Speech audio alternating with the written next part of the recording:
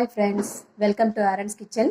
இன்னைக்கு நம்ம கருப்பு கொண்டக்கடலையில் தோசை சுட்டிருக்கோம். சூப்பராக வந்திருக்கு, நல்லாவே முறுமுறுன்னு வந்திருக்கு. அதுக்கு நான் தக்காளி சட்னி வச்சுருக்கேன் சைட் டிஷ்ஷாக. வாங்க இந்த தோசை எப்படி செய்கிறதுன்னு பார்க்கலாம். கருப்பு கொண்டக்கடலையை வச்சு தோசை சுடுறதுக்கு நான் 1 டம்ளர் சுண்டல் ஊற வச்சுருக்கேன். நான் நைட்டே ஊற வச்சுட்டேன். நல்லா 2 தடவை கழுவிட்டு தண்ணி ஊற்றி ஊற வச்சுருக்கேன். நல்லா ஊறிடுச்சு.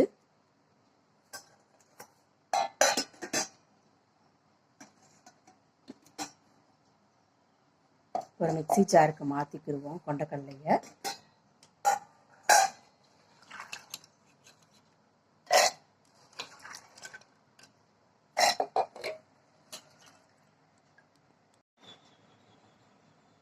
நான் இந்த டம்ளரில் தான் 1 டம்ளர் சுண்டல் இழந்தேன். அதே டம்ளரில் ஒரு 1/2 டம்ளர் ரவை எடுத்துருக்கேன்.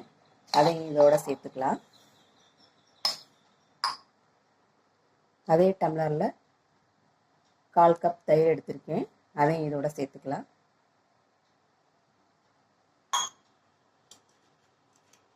ஒரு சின்ன சைஸ் இஞ்சி துண்டு எடுத்திருக்கேன், சேர்த்துக்கிடுவோம். 3 பச்சை மிளகாய் சேர்த்துக்கிடுவோம். ஒரு ஸ்பூன் ஜீரகம் சேர்த்துக்கிடுவோம். கொஞ்சம் உப்பு சேர்த்துக்கிடுவோம். கொஞ்சம் மல்லித்தலை சேர்த்துக்கிடுவோம். உப்பு அப்புறம் தேவைப்பட்டால் அட்ஜஸ்ட் பண்ணிக்கலாம். இப்போ இதை அரைச்சிட்டு வந்துடலாம். தேவைப்பட்ட அந்த ஊற வச்ச தண்ணி இருந்துச்சுன்னா மீதி அதையும் இதில் சேர்த்து அரைச்சிக்கலாம்.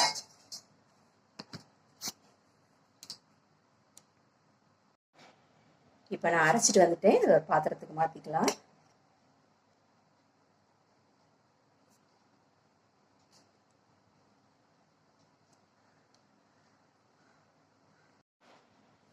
இதை நல்லா தோசை மாவு பழத்துக்கு கலந்துக்கலாம். தேவைப்பட்டால் தண்ணி சேர்த்துக்கிடுவோம். உப்பு செக் பண்ணிவிட்டு உப்பும் கலந்துக்கலாம்.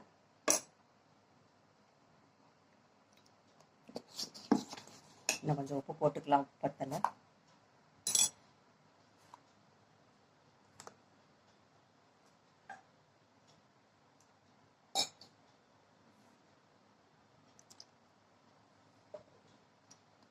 நல்லா கலந்து விட்டுறலாம்.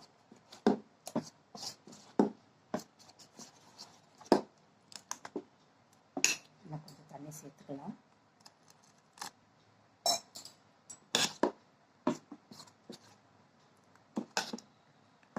தோசை மாவு பழத்துக்கு கலந்து வச்சிடலாம். கலந்தாச்சு. ஒரு 10 நிமிஷம் ஊறட்டும்.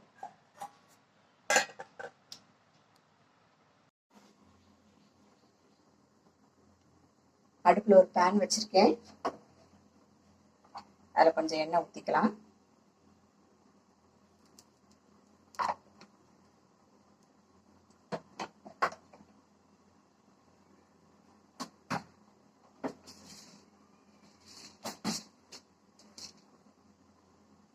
உளுந்து தாளிச்சுக்கலாம்.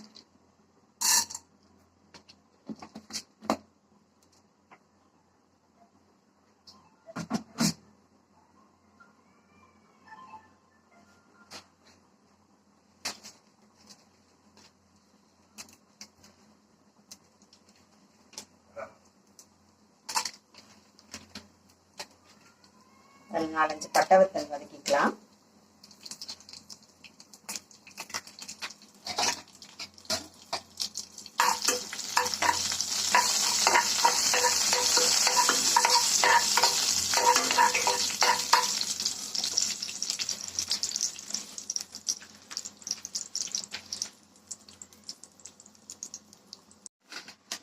ஒரு பிளேட்டுக்கு மாற்றிக்கலாம்.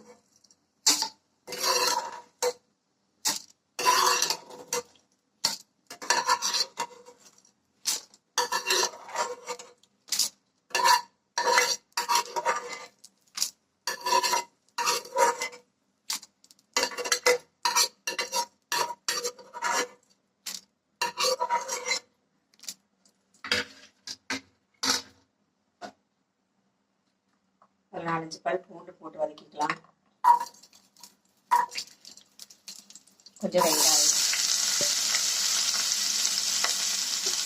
வெங்காயம் வதங்கிறதுக்காக உப்பு போட்டுக்கலாம்.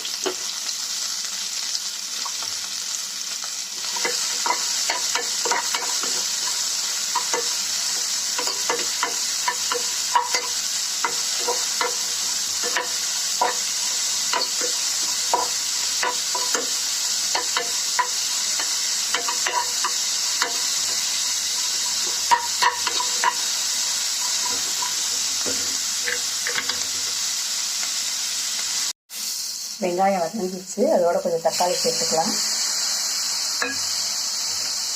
ரெண்டையும் நல்லா வதக்கிக்கலாம்.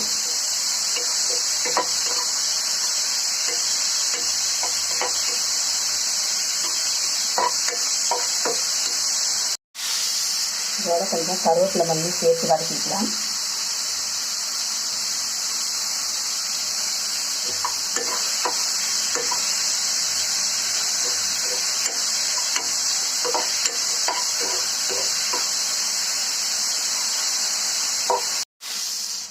அவ்வளோதாங்க, வெங்காயம் தக்காளி நல்லா வதக்கிடுச்சு. இதை ஆறவும் ஒரு மிக்ஸி ஜாரில் சேர்த்து தக்காளி சட்னி அரைச்சிக்கலாம். ஒரு பக்கம் நல்லா வெந்துருச்சு, திருப்பிக்கலாம். ரெண்டு பக்கமும் திருப்பி வேக வச்சுக்கலாம்.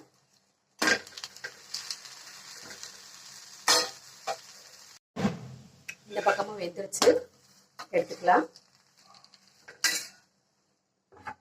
பிளேட்டுக்கு மாற்றிக்கிறோம். இன்னொரு தோசை சுடலாம்.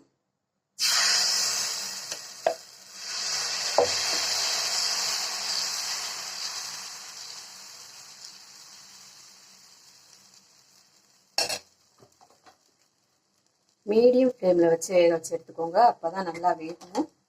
இல்லைன்னா பச்சையாக மாவாக இருக்க மாதிரியா இருக்கும். பொறுமையாக வேக வச்சு எடுக்கணும். ஒரு பக்கம் வெந்துருச்சு, நல்லா மொறு திருப்பி போட்டுக்கலாம்.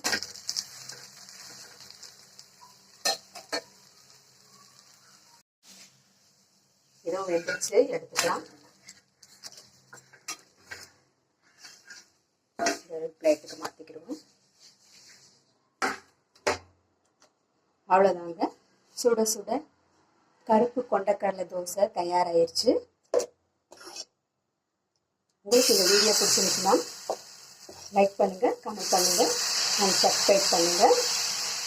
தேங்க்யூ.